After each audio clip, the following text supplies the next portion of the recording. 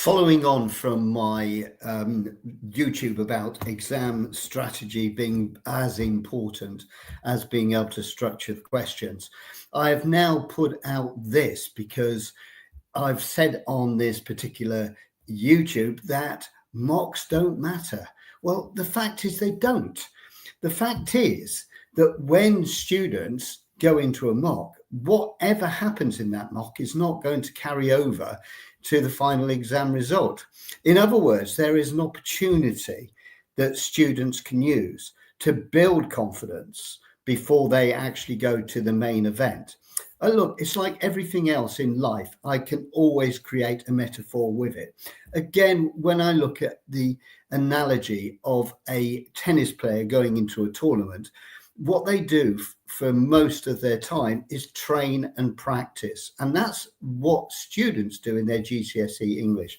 They train and practice and try to refine their skills. The actual important element is the event itself.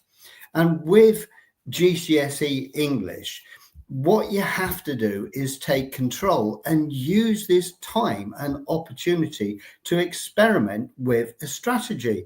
If it doesn't work out, there's no failure in it, really.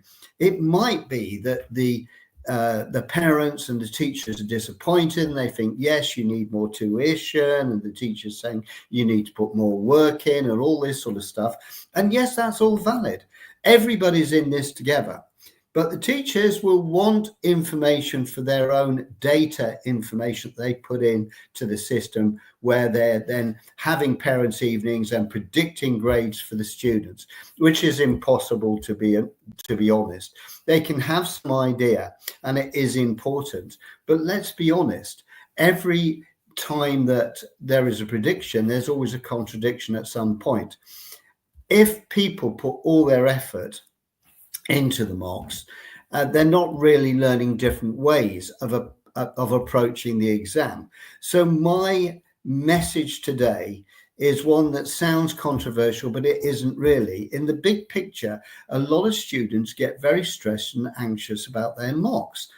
They should go in relaxed, knowing that actually if it doesn't work out, it doesn't matter. The most important thing is learn from the experience of what they've done and how they've put in an idea and a structure of themselves where they feel they're in control by trying things out. This is the time to do it.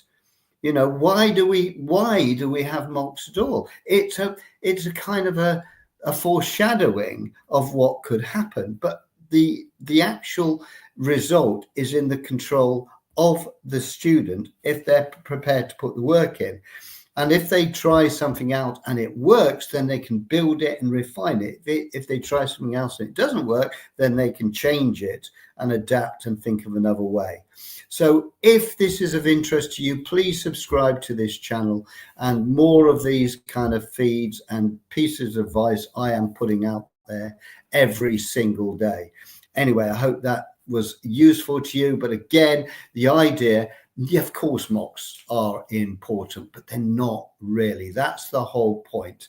It's that, you know, you want to do well, but that's it. Okay, take care now.